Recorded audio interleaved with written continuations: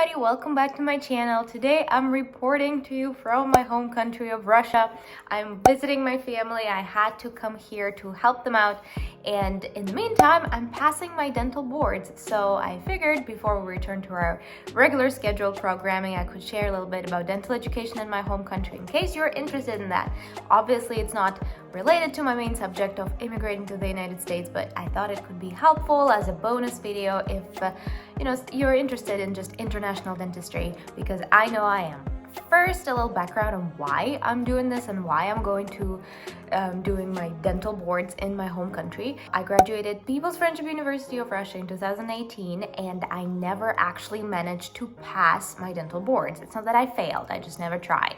I moved in 2018 right away after my graduation to get married in America, and I just didn't have time to pass them. Now I figured it's a good time to actually get a license in my home country because I'm done with my dental education in America. Our dental boards in Russia are called accreditation. It consists of 3 different steps. First step is the test, second step is practical skills, and third steps is like clinical tasks, clinical exam, and third part is solving clinical situations. The test usually consists of 80 questions, which is not that bad compared to American NBD, but it is randomly selected of the database of 4,146 questions.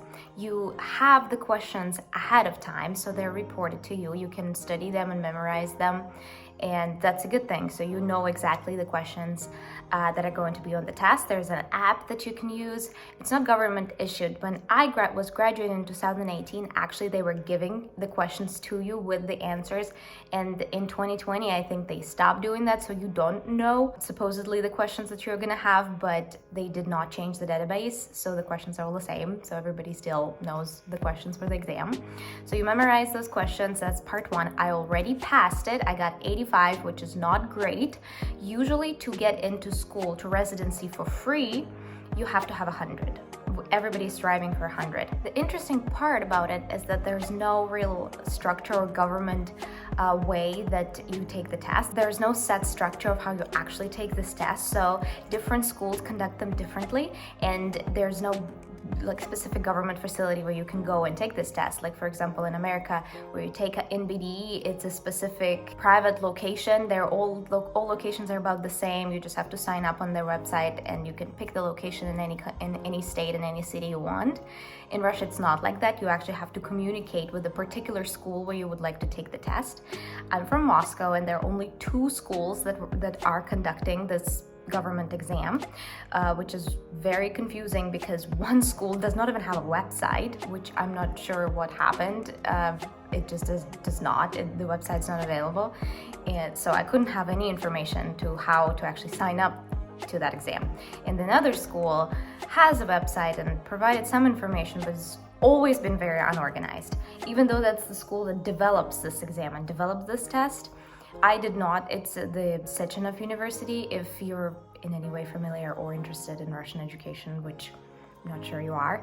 But anyway, when I was applying to schools, I chose not to go to that school because it was so complicated, and now I still have to deal with it and go and talk to them. But anyway, I arrived at that test. As always, I arrived early, and fun thing that on the website they gave you the address and they gave you the date, but they never gave you the time. So it's kind of a fun game of trying to guess what time is gonna be, they're gonna test me.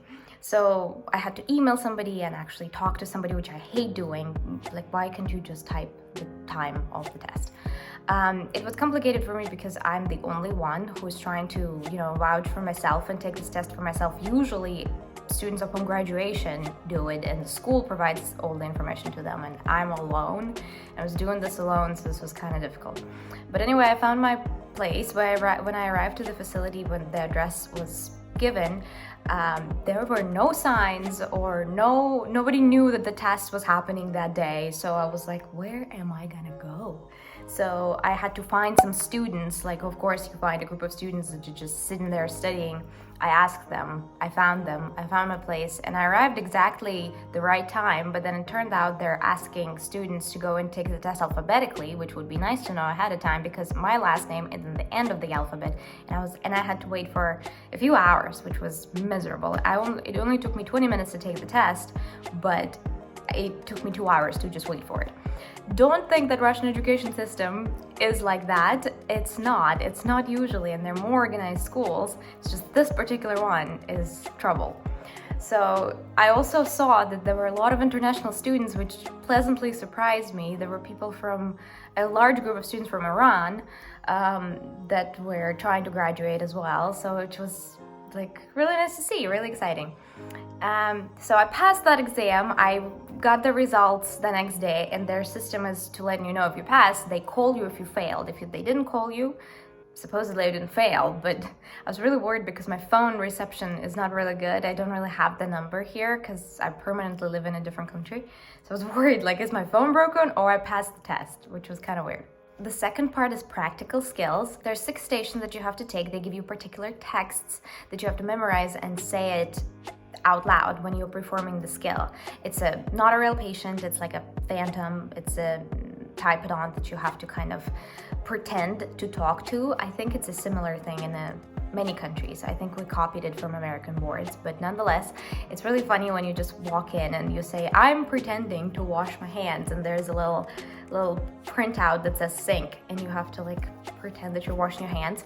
So there's 6 stations. First is resuscitation, like when you have to pump the heart. Second one is consultation, oral exam, anesthesia, tooth extraction, tooth prep for class 1 filling only, and filling of the prepped cavity with a cement material. Stations were really easy. I came there, the wait wasn't too long. They actually did it right this time. They divided people by alphabet, by their last name, and told each letter to come at their particular time, which was nicely organized, surprisingly. I was very happy about that. The stations were really easy. I kind of messed up my resuscitation, which never happens to me. I'm really good at that usually, but I just got really nervous, and instead of counting to 30, which is 30 pumps to 2 breath, I counted to 50. But the good thing is you didn't have to do the breath, so you could just keep pumping, so it didn't really matter. But I was like, this never happens to me. I'm usually so good.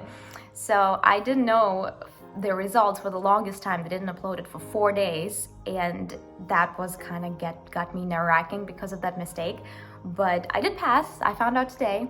Another thing that happened to me now, there's this third part that I have to go and take, and I'm not studying for it because the tasks are really easy. The tasks are like showing you an x-ray and telling you where's the cavity. Anybody can do that. It asks you 12 questions per task, and you get 2 tasks, which is, I don't think is going to be difficult, but you never know. So I was pretty sure that it's going to be on a particular date, which they announced before, but then they changed it to a day before, so I kind of had to shuffle my plans, which is like so typical for that particular school. And again, if you're a foreign student who is thinking of pursuing their dentistry education in Russia, which I know people do, and this is a channel for foreign trained dentists, if you would like to be a foreign dentist in a foreign country and you are thinking of moving to Russia for your dental education, this is not the norm. They're more organized schools. It's just this particular one is not a good idea. If you want to just ask me for some recommendations for the schools where you would like to go in Russia, I will be happy to give you multiple advices. So feel free to reach out on my Instagram. I'm still returning back to the subject. I'm still taking this test, so I'm gonna report back how it's gonna go. Maybe film something in the school and tell you the results. And hopefully soon I'll be fully licensed, sort of, in Russia. If you're interested about general education in Russia and licensing processes and other stuff, or not Russia, other countries as well, let me know. It's actually kind of fun to, globalize this dentistry conversation. It would be very curious for me to find out how other countries conduct their education and get their licenses and practice. So that's all for now. See you later. And we're back in that horrible place, and here is my face waiting for the time. And turns out I did pass that 3rd step. Hopefully I will never have to do it again. So now I'm fully licensed to practice dentistry in Russia. So yay!